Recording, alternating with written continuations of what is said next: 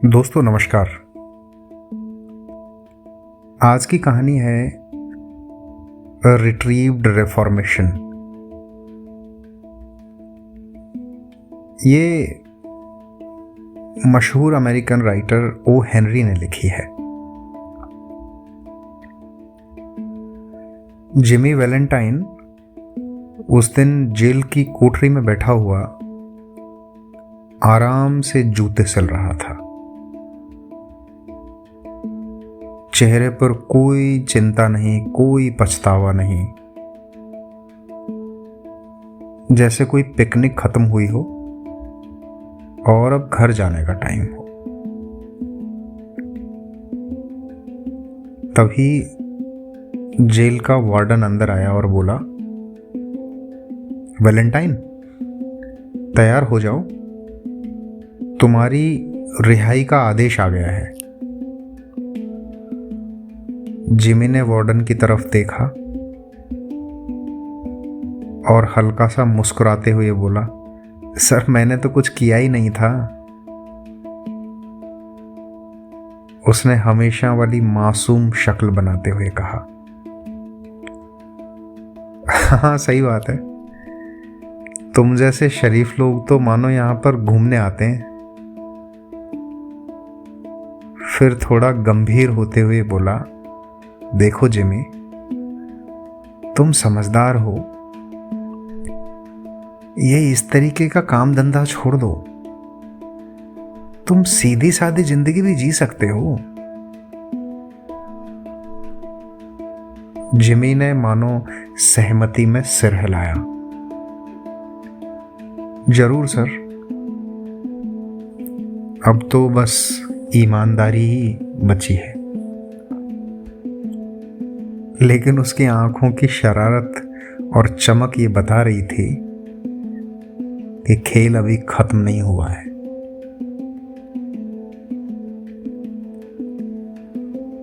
Jail से बाहर आने के बाद उसने सबसे पहले एक अच्छे होटल में खाना खाया, बढ़िया अच्छे से कपड़े पहने और फिर सीधा अपने एक पुराने दोस्त के पास पहुंचा। दोस्त का नाम था माइक।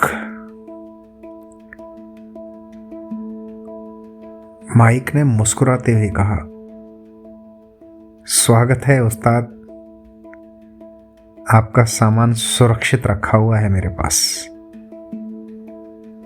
ये लो कमरे की चाबी।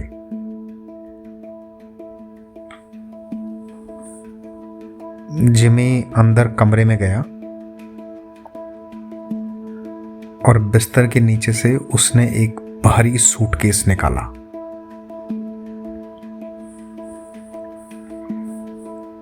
जैसे ही उसने सूटकेस खोला,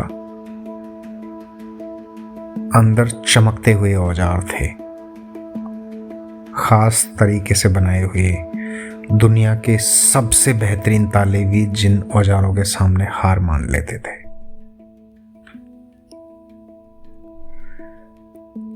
जिमी कोई मामूली चोर नहीं था, वो तिजोरी खोलने का माहिर कलाकार था।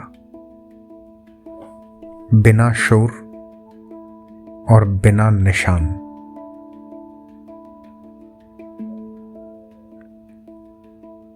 जेल से छूटने के कुछ ही हफ्तों के अंदर शहर के नामी गिरामी 3 बैंकों के ताले टूट गए। बैंकों की तिजोरियों को ऐसे खोला गया था जैसे चाबी से खोला गया हो। पुलिस ने फौरी तौर पर छानबीन करते हुए तुरंत अंदाजा लगा लिया कि यह काम किसी आम आदमी का नहीं था। इतनी सफाई के साथ तिजोरी खोलने का काम सिर्फ और सिर्फ एक ही आदमी कर सकता था और नाम था जिमी वैलेंटाइन। और इस तरीके से जिमी वैलेंटाइन का नाम एक बार फिर पुलिस की फाइलों में सबसे ऊपर आ गया। लेकिन इस बार का मामला कुछ अलग था।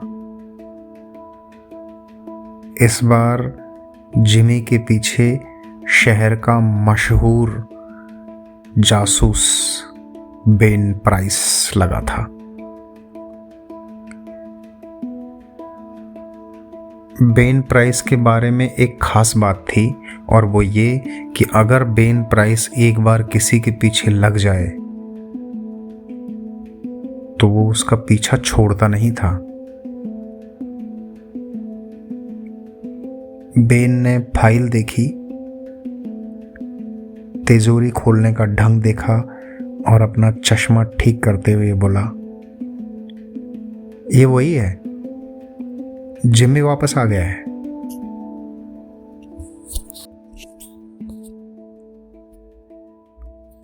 क्योंकि जिमी ने इस बार शहर के नामी गिरामी बैंकों के ताले तोड़े थे, शहर की पुलिस और शहर का नामी गिरामी जासूस बेन प्राइस उसके पीछे लगा था। लिहाजा उसने तय किया कि वह यह शहर छोड़ देगा।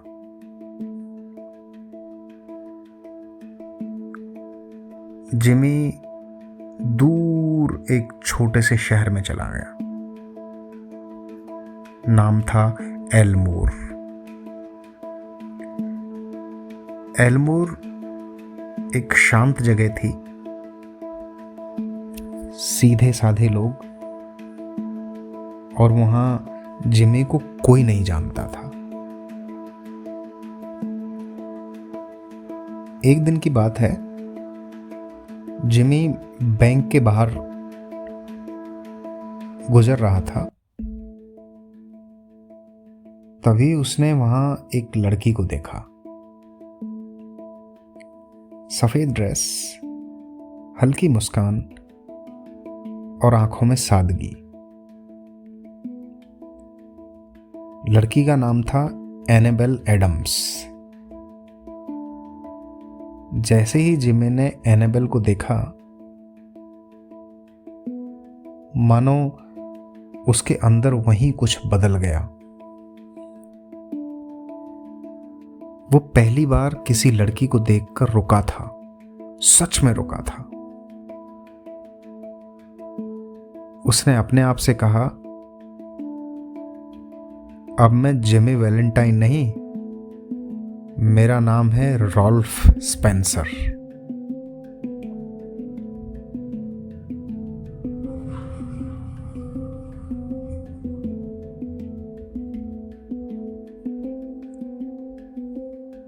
रॉल्फ स्पेंसर ने शहर में जूतों की दुकान खोली। क्योंकि वो शहर में नया था, लोग शुरू में उसे परखते रहे, लेकिन वो मेहनती था, विनम्र था, कभी किसी से ऊंची आवाज में बात नहीं करता था। नतीजतन धीरे धीरे उसकी दुकान चल निकली। एनेबेल अक्सर अपने परिवार के साथ उसकी दुकान पर आती थी।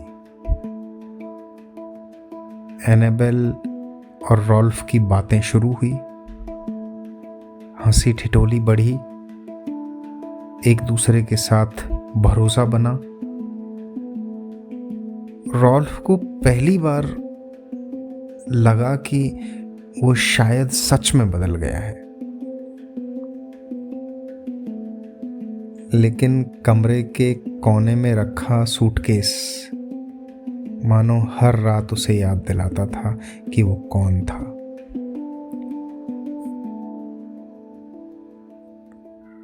कुछ महीनों में एनेबेल और रॉल्फ की सगाई तय हो गई। पूरा शहर खुश था। एनेबेल अमीर परिवार से थी। उसके पिता बैंक के मालिक थे। उन्हें भी रॉल्फ पसंद था। रॉल्फ ने एक रात अकेले बैठकर सूटकेस खोला, औजारों को बड़े प्यार से देखा और धीरे से बोला, बस आज मैं तुम्हें आखिरी बार देख रहा हूं। उसने अगले दिन अपने एक दोस्त को चिट्ठी लिखी, आकर ये सामान ले जाओ, अब मुझे इसकी जरूरत नहीं है। उसने मानो सच में फैसला कर लिया था। लेकिन किस्मत को कुछ और ही मंजूर था। बेन प्राइस की शहर में एंट्री हो चुकी थी। वो चुपचाप शहर में घूम रहा था, लोगों से बातें कर रहा था और रॉल्फ स्पेंसर के बारे में पूछ रहा था। उसे शक था, लेकिन सब लोग बोलते थे कि वो बहुत अच्छा आदमी है। लिहाजा बेन प्राइस ने सोचा, चलो देखते हैं।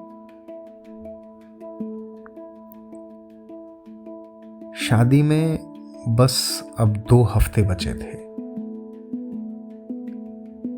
एक दिन एनेबल का परिवार बैंक में नई तिजोरी को देखने गया। तिजोरी आधुनिक थी, मोटा दरवाजा, टाइम से चलने वाला लॉक। उसे देखकर सब उत्साह में थे। एनेबल की एक छोटी भांजी थी, नाम था अगाथा। वो बैंक में चारों तरफ खेलते खेलते भाग दौड़ मचा रही थी। अचानक वो तिजोरी के अंदर जाकर छुप गई और उसकी बड़ी बहन ने मजाक मजाक में दरवाजा बंद कर दिया। क्लिक, एक हल्की आवाज हुई और दरवाजा लॉक हो गया। पहले सबने इसे मजाक समझा। किसी ने हल्के से हैंडल घुमाया, किसी ने तिजोरी को धक्का देकर दरवाजा खोलने की कोशिश की, लेकिन दरवाजा नहीं खुला। मैनेजर का चेहरा उतर गया। मैनेजर रुआं सा होते हुए बोला, इस दरवाजे का टाइम लॉक सेट हो गया है, अब इसे कई घंटों तक नहीं खोला जा सकता।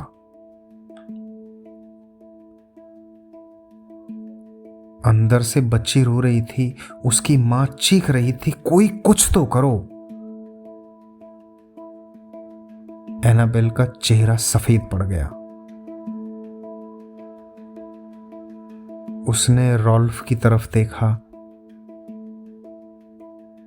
उस नजर में भरोसा था, उम्मीद थी मानो रॉल्फ कुछ कर सकता है। रॉल्फ के अंदर एक जंग शुरू हो गई। अगर मैं कुछ नहीं करता हूं तो बच्ची मर सकती है। अगर मैं तिजोरी खोल देता हूं तो मेरा राज खुल जाएगा। मतलब सब खत्म। एनाबेल के साथ शादी, नई जिंदगी के सपने, सब कुछ खत्म हो जाएगा।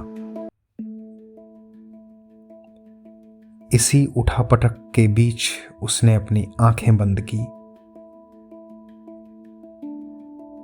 और आंख खोलते हुए एनाबेल से बोला, वो गुलाब देना जो तुमने मेरे कोट पर लगाया था। एनाबेल ने हैरानी से उसे वो गुलाब दे दिया। राल्फ ने कोट उतारा, बाहें चढ़ाई और अपने काम पर लग गया। उसकी आंखों की नरमी अब गायब हो चुकी थी और सामने था जिमी वैलेंटाइन। उसने अपने कमरे से सूटकेस मंगवाया। कमरे में सब उसे हैरत भरी निगाहों से देख रहे थे और उधर बेन प्राइस भी दरवाजे पर खड़ा था, चुपचाप। जिमी ने औजार निकाले। उसकी उंगलियां तेज, सटीक, बिना कांपे चल रही थी। कोई पसीना नहीं, कोई घबराहट नहीं, बस ध्यान, ध्यान और ध्यान। बीच बीच में ताले की हल्की हल्की आवाजें आती। 5 मिनट गुजर गए, 10 मिनट गुजर गए। उधर बच्ची की मां जोर जोर से रो रही थी। एनेबल हाथ जोड़ कर खड़ी थी और क्लिक की एक भारी आवाज के साथ दरवाजा खुल गया। अगाथा बाहर आ गई, जिंदा। मां ने अगाथा को कसकर पकड़ लिया। कमरे में जैसे सबकी जान आ गई। उधर जिमी ने धीरे धीरे औजार समेटे। अब कोई शक नहीं बचा था। वो दरवाजे की तरफ बढ़ा। बेन प्राइस सामने खड़ा था। दोनों की आंखें मिली और जिमी ने थकी हुई आवाज में कहा, चलो, मैं चलने को तैयार हूं। आज वो पहली बार भाग नहीं रहा था, वो छुप भी नहीं रहा था। बेन कुछ पल उसे देखता रहा और फिर बोला, माफ कीजिए मिस्टर स्पेंसर, लगता है आप मुझे कोई और व्यक्ति समझ रहे हैं। और ऐसा कहते हुए वो मुड़कर चला गया। जिमी वहीं खड़ा रह गया। उसकी आंखों में पहली बार राहत थी। उस दिन जिमी सच में बदल गया। अब बचा था तो सिर्फ राल्फ स्पेंसर, जिसने अपने हुनर का इस्तेमाल चोरी के लिए नहीं, एक जान बचाने के लिए किया था।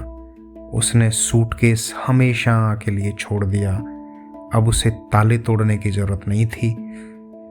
उसने अपनी किस्मत खुद खोल ली थी।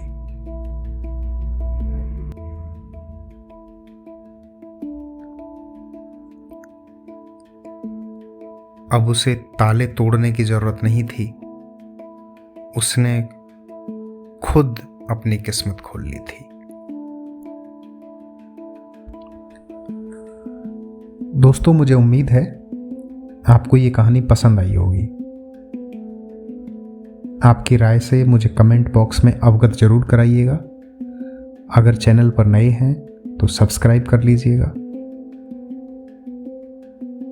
अगर आपको मेरा कंटेंट अच्छा लगता है, आप अपने रिश्तेदार, दोस्तों और मिलने वालों के साथ जरूर साझा कीजिएगा।